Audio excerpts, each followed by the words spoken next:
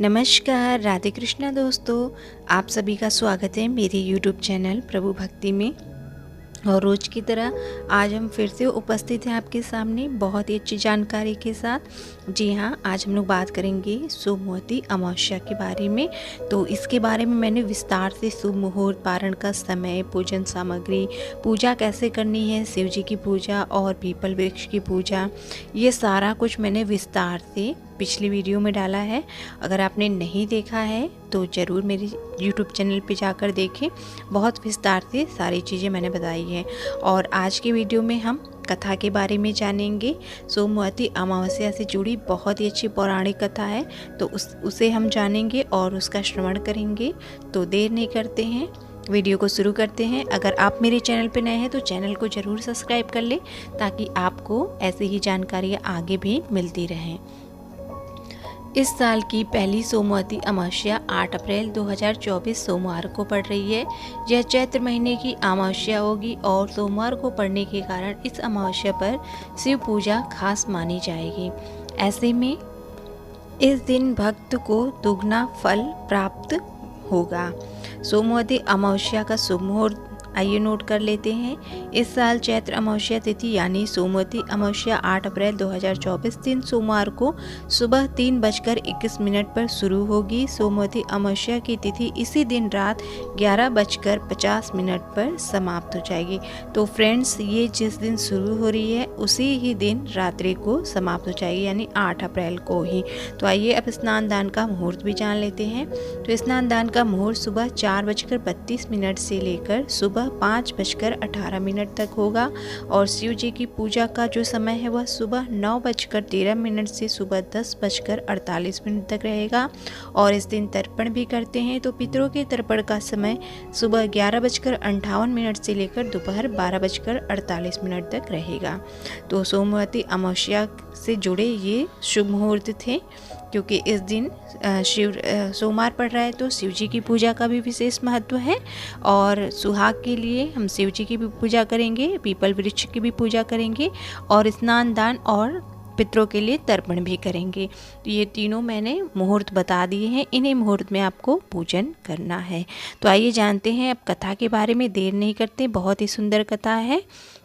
ओम नमः शिवाय। एक गरीब ब्राह्मण परिवार था। उस परिवार में पति पत्नी के अलावा एक पुत्री भी थी। वह पुत्री धीरे धीरे बड़ी होने लगी। उस पुत्री में समय और बढ़ती उम्र के साथ सभी स्त्रियोचित गुणों का विकास हो रहा था। वह लड़की सुंदर, संस्कारवान एवं गुणवान थी, किंतु गरीब होने के कारण उसका विवाह नहीं हो पा रहा था। एक दिन उस ब्राह्मण के घर एक साधु महाराज पधारे। वो उस कन्या के सेवा भाव से काफ़ी प्रसन्न हुए। कन्या को लंबी आयु का आशीर्वाद देते हुए साधु ने कहा कि इस कन्या के हथेली में विवाह योग्य रेखा नहीं है। तब ब्राह्मण दंपति ने साधु से उपाय पूछा कि कन्या ऐसा क्या करे कि उसके हाथ में विवाह योग्य रेखा बन जाए। साधु ने कुछ देर विचार करने के बाद अपनी अंतर्दृष्टि से ध्यान करके बताया कि कुछ दूरी पर एक गांव में सोना नाम की धोबिन जाति की एक महिला अपने बेटे और बहू के साथ रहती है, जो बहुत ही आचार विचार और संस्कार संपन्न तथा पति परायण है। यदि यह कन्या उसकी सेवा करे और वह महिला इसकी मांग में अपनी मांग का सिंदूर लगा दे, तो इसके बाद इस कन्या के हाथ में विवाह योग्य रेखा बन जाएगी और इसके विवाह के योग भी बन जाएंगे और कन्या का जो वैवध्य योग है वह भी मिट जाएगा। साधु ने यह बताया कि वह महिला कहीं भी आती जाती नहीं है।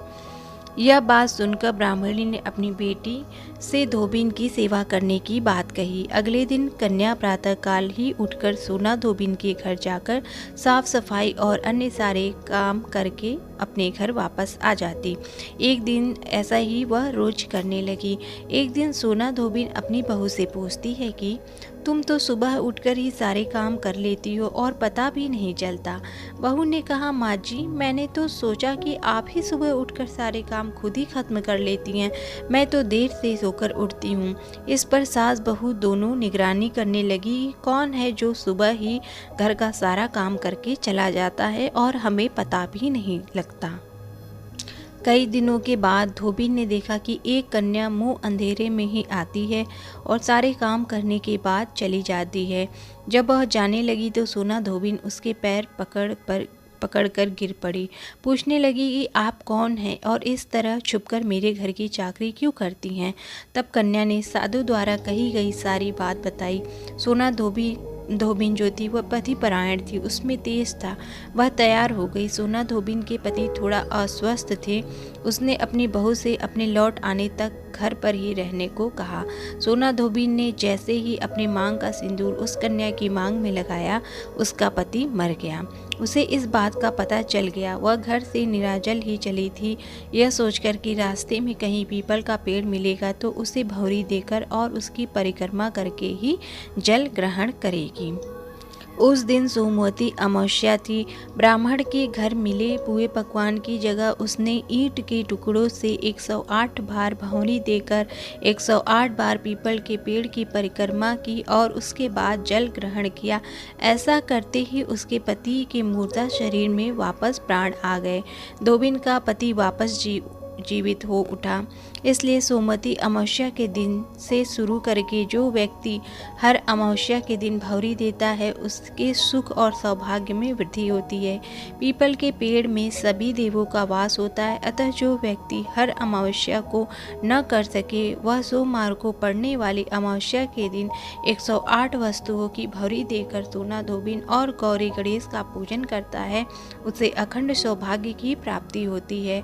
ऐसी प्रचलित परंपरा है कि पहली सोमवती अमावस्या के दिन धान, पान, हल्दी, सिंदूर और सुपारी की भौरी दी जाती है।